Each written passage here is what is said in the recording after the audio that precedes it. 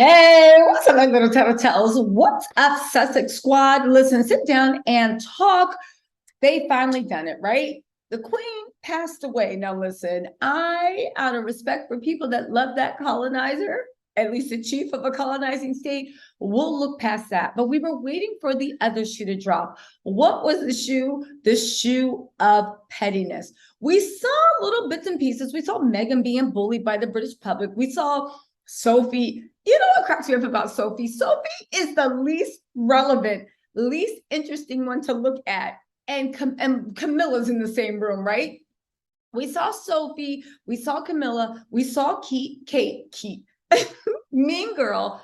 Meghan, if you guys don't know what I'm talking about, please go to my Royals playlist and check out what we have, like live video, live action footage. It's actually really disturbing and sad. But we kind of knew where it would go. We saw reports that they were offering Harry a way back, not his wife, not his children, but Harry a way back. We'll talk about that. We saw the way they decided King Charles kept his promise and proved that Meghan was not lying and that he was not going to give their children his Royal Highness titles. Now, I know everybody likes to forget, but Meghan actually said that they would not be his Royal Highness. Of course, they're going to be prince and princesses. They can't take away Harry's blood, even though I'm sure they're looking for a proclamation now.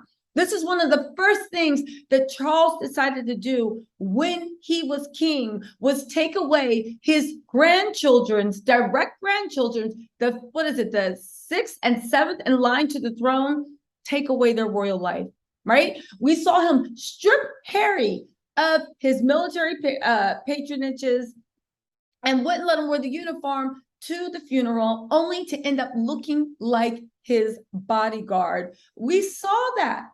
But this one is odd, it's silly, and it is foreshadowing on what's about to come. Okay, let's look at this. Harry and Meghan were invited to the Queen's funeral. Now, there is a pre-reception that has a lot of world leaders there. That's where they come and they pay their respects. They extended an invitation to Harry and Meghan. However, an invitation has been revoked. Now, who revoked it is the question. Because if it is Prince Charles, and it looks like it is, baby, this monarchy is done. It's over. And I see why the Queen held on to the bitter end. Yes, to punish you for Diana and the way you handled that, but also to the fact of you do not have the temperament and it looks like you are not fit to lead. Who would have thought that William would have been the better option? And I said that to say William is not the better option. And by the way, you guys, I just hit 100,000. I am trying to hit 1 million. If you guys can like, subscribe, share, listen, I'll do a royal video a day. I think I've been keeping pretty close to that promise, a day every other day. But let me know what you guys think. Okay, let's get into this mess. Don't forget, I'll be recapping Real Housewives of Atlanta, and I have an interview with Candy Burris if you are into reality TV. Okay, y'all, let's get into this, right? Because we need to actually read the reports. But before we get into that, I want to actually just finish that thought. When you think about it, an invitation was extended. Who extended the invitation? Because as you know, there's been a lot of consolidation between Prince Charles and the Queen's people. We do not know if the Queen's communication people stayed on. We do know that Charles hates with all his passion a lot of the Queen's staff. However, the communications team that was in charge issued an invite. They then publicly went out of their way, could be a new communications team, could not to take it back. A lot of people say it might be the Queen's people because it's the Queen's funeral, being like, absolutely not. They are not invited, right? They were notoriously mean to Harry and Meghan. But a lot of people said the real beef came from actually Prince Charles. And now that his communication team is in, they were like, absolutely not. They can't have an invite. Here's the thing. And I say this with all, I'll stop beating around the bush. I think it's Prince Charles. Prince Charles is known to be petty. Remember when Diana left and the Queen herself said, Diana can keep her Royal Highness titles, it's fine. And Prince Charles, being mean, rude, arrogant, and just really vindictive, snatched her titles away. And she was only known as a princess, the people's princess, right? Did it not happen?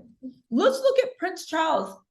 And the way he decided that one of the first things he'd do as king, not find a way to lower energy prices, because I heard, it's really something over in the UK right now, not find a way to feed the poor, help the homeless, do something, increase education, honor people. No, you chose to issue a new proclamation that takes away your grandchildren's birthright.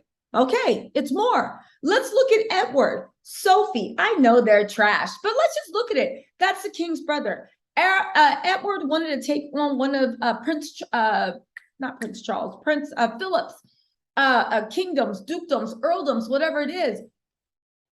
Instead of giving it to Edward, and Prince Philip wanted it to have, Charles took it as his own because he hates his family. He hates everybody. He has this idea of a slimmed down monarchy because he thinks that if he can silence everybody, the attention will be on him. The only thing is with Charles, who's going to tell him? Charles, it's never going to be you. And it's never going to be William. At the end of the day, the dream you were sold no longer exists. I realized that back then, for your great grandfather, if anybody got more attention, took more attention, you could have them beheaded, killed, sent away. With social media, it's incredibly hard to hold on to the type of celebrity that Prince Charles claims. On top of the fact that he keeps appears to do unlikable things. I don't know. Now listen, if this isn't Prince Charles, what I say about him still holds true. The slim down monarchy is not going to work, not in today's day and age. For God's sakes, bring Kris Jenner on as your communications team. That's why the Kardashians are so successful. You don't like Kim? What about Khloe? Khloe's not your style. What about Kylie? Kylie's not your style. What about Kendall? Her lifestyle, what she revealed. You don't like that? What about Kourtney? The more people you have for people to love and identify, the more it raises up the royal family. When we only have one person to look to, one person to love, and we do not love them, if we judge them harshly, if we do not care for them, that means we don't care for the whole royal family. Charles is a menace. Now, there is a third option that everybody's not considering, but it went across. Just like with the Queen's Jubilee, they swore they were going to use the Sussex for press. They offered Harry this ridiculous half in, half out narrative that did not include Meghan. Of course, he wasn't going to take that, right? I think that he flat out said, I'm not doing this. And there is a chance he might have been like, I don't want to get back into the thing of a working royal. I came to offer my granny. I am leaving this life behind and I'm out. And they uninvited him because they didn't want egg on their face that Prince Harry is not coming. Now, that's a third thing. Maybe it is fan fiction. I don't know, judging by the way that they treated Harry and Meghan in the beginning. But let's just get in to this report, right? They say, and this has been reported everywhere, Daily Mail, Radar, TMZ, everybody's reporting it. The fact that the palace communications team had to let us know they were uninvited, it's not clicking. Uninvited. Prince Harry and Meghan Markle no longer welcome at state reception for world leaders and foreign royals. The funny thing is you don't have to invite them because we're going to see them at the UN. We're going to see them hobnobbing. Listen, Charles, William, you guys can try to control the world as much as you want. We're still going to see them. You realize that, right? We're still going to see them. Anyway, another royal snub. Who cares? They are kings of a dying empire. Prince Harry and Meghan Markle are no longer believed to be attending the state reception for world leaders and foreign royals hosted by King Charles and the Queen's consort, Camilla Parker Bowles. Despite initially receiving an invite, the Duke and Duchess of Sussex will likely miss out on the event after Buckingham Palace announced that the reception was only for working royals. Now, one thing I do have to say about this, follow that line of thinking.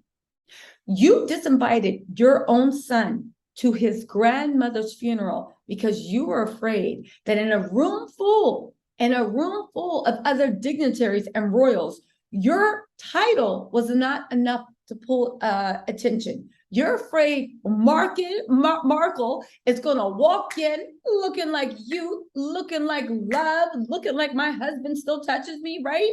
Looking like money, right? And you're afraid that Harry's going to walk in looking like he's been in California, looking like he's been left up, and looking like his wife still touches him. That's what you're afraid of. And you're afraid that they're going to use this as a networking event. Do you understand the reach that Meghan and Harry have? Do you understand the reach that they have even to our White House? Do you really think they need that? Now, don't get me wrong. If I was Meghan and Harry, I 100% would be networking. Make no mistake about that. But, you know, it needs to be said. But, oh, my point. Does that mean that they're not invited to your coronation? Because that's a state event and they're not working royals. Are you going to disinvite your own son to your coronation? And if you do, baby, I hope to everybody up above on this earth and down below that Harry literally puts an editorial note, a preface, a foreword in his memoirs and rips them apart. That's the funny thing. Charles is doing all this pettiness. Man, if I was Harry, I'd be like, chapter 26. And Meghan would be like, sweetie, we're already on 17 chapters. Do you think this is good? Chapter 26. Now they said only for working royals. This is a funeral. The fact that you would deny the Queen's favorite grandson. Y'all just can't run for Louis. So they're saying there's going to be a bunch of world leaders, blah, blah, blah, blah, blah, blah, blah, blah, blah. The recent snub is far from the only break in communication between Harry, Meghan, and the rest of the royals. They said that the Sussexes were upset at finding out their children would not be granted his or her Royal Highness. Again, Meghan did not lie. There also, the tensions continue to run high between the couple, the royal family. The royal biographer, Tom Boyle, also shared that Harry's upcoming tell-all, originally rumored to be delayed, will still be published as planned this November, despite the Queen's passing. Howard OK Magazine said Charles is ready to beg his son not to release the book Bombshell. Let me get this straight. You disinvited me from my Mima's wedding funeral. You publicly mean girl my wife. You took away my child's birthright as one of the first things you did when you were going to be king. And now you expect me to believe, and you're releasing this PR negative, that you're going to beg me to not release that book? Man, Charles, get out of here. They said, once the dust settles, you mean the years of disrespect? You can bet that Prince Harry will be summoned to speak to the king. You couldn't expect me to go. You wouldn't invite me to my Mima's funeral because you were afraid of being upstage and you wanted to punish me, and you're going to summon me? Man, get out of here. This is fan fiction. There's no circumstance in the world where the king will not address the book before it's published. He has an obligation to protect the crown. If you had an obligation to protect the crown, Camilla would not be in your bed every night looking like curdled milk. You are the reason this crown is falling. Now, don't get me wrong. I think they're all mess ups. I think it would have fallen regardless. But Charles, your treatment of Diana, the way you cruelly wanted her Royal Highness titles pulled away, started this decade-long beef between you and Diana before she fell, unfortunately passed away. I know it wasn't decades long, but it would have been, because Charles kept ramping up because he was so mad he wanted to crush her. You are responsible. Camilla is responsible. And now you're talking about you have the obligation to protect the crown. The call's coming from inside the house. What's not clicking? They said he has an obligation to protect the crown. He will beg Harry not to release the book. The bigger question is whether or not he'll be able to persuade Harry to cancel it at whatever cost. I'm thinking no. I'm thinking that I hope they have that tell-all, and I'm hoping Meghan's follows up the next year. And I hope she literally screen records and screenshots. I hope she has an audio book that actually shows video. You guys, this is going to be crazy.